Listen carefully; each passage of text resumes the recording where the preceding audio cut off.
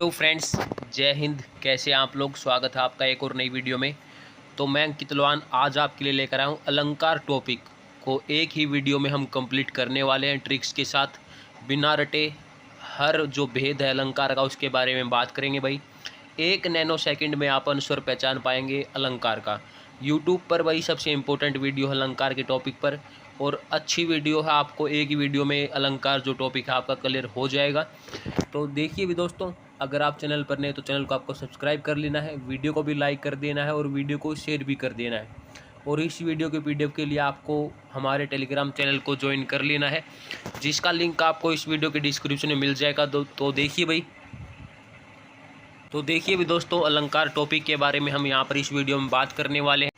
तो दोस्तों, आज की वीडियो में हम अलंकार के टॉपिक को कंप्लीट करने वाले हैं। तो अलंकार की सबसे पहले परिभाषा की अगर हम बात करें तो अलंकार जब शब्द का अर्थ सौंदर्य की वृद्धि करने वाला होता है।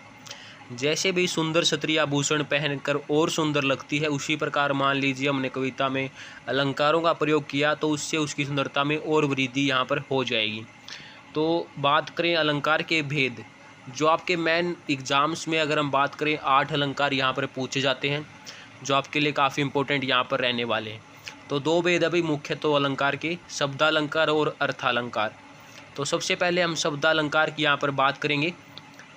जहाँ शब्दों के कारण काव्य में सौंदर्य एवं चमत्कार उत्पन्न होता है, वहाँ आपका शब्दालंकार हो जाएगा। एग्जाम्पल है भैया, दामिनी दमक रही धन माई, ये आपका इसका एग्जाम्पल हो जाएगा। ट्रिक्स के साथ हम बात करने वाले हैं भाई। देखिए, तो बात करें अनुप्रास की, तो इसका क्या मतलब है भाई। देखिए, अनुप्रास अलंकार आपका, इसका अर्थ है किसी वस्तु को अनुक्रम में लिखना। इसकी ट्रिक की अगर हम बात करें तो इसमें भाई वर्णों की आवृत्ति होगी। जो आपका पहला अक्षर है, मान लीजिए एग्जाम्पल हम आपको दे देते हैं। तो एग्जाम्पल अभी आपका जो उदाहरण है, मुदित महीपति मंदिर आए, तो आपको दिखाई दे रहा कभी मैं वर्ण, इसकी आवृत्ति यहाँ पर हो रही है बार बार। मैं मुदित में भी है आपका भाई, महीपति में भी मैं है और मंदिर में भी मैं है भाई। तो ये आपकी मैं वर्ण की आवृत्ति होगी। एक और एग्जाम्पल देखिए, रघुपति राघो राजा राम, तो चारों में भाई आपका रे है, तो रे वर्ण की आवृत्ति हो रही है। तो अनुप्रास अलंकार की सिंपल ट्रिक है भाई आपकी, जो रे वर्ण की यहाँ पर क्या है, आवृत्ति होगी। उसके बाद हम बात करें भाई यमक अलंकार। अच्छा, ये भी देखिए भाई। उसके बाद कविता की जिन पंक्तियों में एक शब्द एक से एक अधिक बार आएगा, आसान है भाई बिल्कुल। ट्रिक के साथ देखिए, एक से अधिक बार एक शब्द आएगा भाई। मतलब एग्जाम्पल देखिए, काली घटा का घमंड घटा। घटा भाई एक तो बादल के लिए आपका यूज हो गया, और घमंड घटा मतलब कम हो गया, ये उसके लिए भाई। तो 2 बार आपका घटा शब्द यहाँ पर आपको दिखाई देगा। यमक जो अलंकार है उसकी सिंपल ट्रिक आपकी हो जाएगी, 2 बार एक शब्द 2 बार आएगा भाई, ठीक है। तो ये आपके एग्जाम्पल है। एक और देखिए भाई, कनक कनक ते सो गुनी मादकता अधिकाए, या खाए बोराए जग वा पाए बोराए। तो भाई जो आपका कनक कनक 2 बार आ गया, तो सिंपल है भाई, यमक अलंकार आपका ट्रिक है ये। तो यमक अलंकार आपका हो जाएगा। उसके बाद भाई सलेश अलंकार देखिए। सलेश का मतलब है भाई चिपकना, जहाँ एक शब्द के साथ अनेक अर्थ हों भाई, अर्थात कविता की जिन पंक्तियों में कोई एक ही बार आए कोई शब्द भाई, लेकिन अर्थ उसके अलग अलग निकलेंगे। अच्छा अलंकार है भाई। तो देखिए, एक शब्द एक ही बार आएगा लेकिन उसके शब्द 2 होंगे। यमक में तो आपका भाई एक शब्द 2 बार आ रहा था, लेकिन इसमें आपका एक शब्द एक ही बार होगा, लेकिन उसके जो मीनिंग है वो आपको 2 मिलेंगे। तो देखिए भाई, रहीमन पानी राखिए बिन पानी सब सून, पानी गए न उबरे मोती मानुष चून। मोती चमक के लिए यहाँ पर है भाई, मनुष्य सम्मान के लिए, और चून जल के लिए। तो भाई यहाँ पर जो एक शब्द है उसके 2 मीनिंग यहाँ पर हो जाएंगे। रहीमन पानी राखिए बिन पानी सब सून, पानी गए न उभरे मोती मानुष चून। तो यहाँ पर जो एक शब्द है उसके जो मीनिंग है वो अलग अलग यहाँ पर होंगे। एक ही बार वो शब्द आएगा भाई, और उसके जो मीनिंग है वो यहाँ पर अलग अलग होने वाले हैं। उसके बाद एक और एग्जाम्पल की हम बात कर लेते हैं भाई। सुवर्ण को ढूंढत फिरत कवि व्याभिचारी चोर। कवि सुंदर वर्ण, व्याभिचारी जो सुंदर स्त्री है भाई, और चोर सोना। तो ये आपका जो अलंकार है वो सलेश अलंकार भी यहाँ पर कंप्लीट हो जाएगा भाई। जो एक शब्द है एक ही बार आएगा और उसके मीनिंग यहाँ पर 2 निकल के आपके आएंगे भाई। तो इसके लिए ये आपका हो जाएगा कंप्लीट भाई। उसके बाद आप देखिए भाई, अगला जो अलंकार है आपका अर्थालंकार की हम बात करने वाले हैं। तो इसकी डेफिनेशन तो आपकी हो जाएगी भाई, कविता की जिन पंक्तियों में उसके अर्थ के कारण चमत्कार उत्पन्न हो या विशेषता आ जाए वहाँ पर अर्थालंकार आपका हो जाएगा। तो इसके एग्जाम्पल है भाई उपमा अलंकार। देखिए, तो उपमा में आपको भाई सिंपल डेफिनेशन की जरूरत मेरे ख्याल से नहीं है। ट्रिक है भाई सिंपल, इसमें आपको तुलना मिलेगी, सा मिलेगा भाई, सा शब्द। जैसे एग्जाम्पल भी आप देख सकते हैं, दूध सा सफ़ेद चौक, ये इसका एग्जाम्पल है। या फिर चांद जैसा सुंदर चेहरा, ये भी आप एग्जाम्पल मान सकते हैं, सा आपका इसमें आएगा। यह आपका उपमा अलंकार कंप्लीट भाई। उसके बाद आप देखिए भाई, अगला जो आपका अलंकार है वो होगा रूपक अलंकार। ये भी अच्छा मतलब अलंकार है भाई। देखिए, जहाँ रूप और गुण की अत्यधिक समानता के कारण उपमेय में उपमान का आरोप होगा।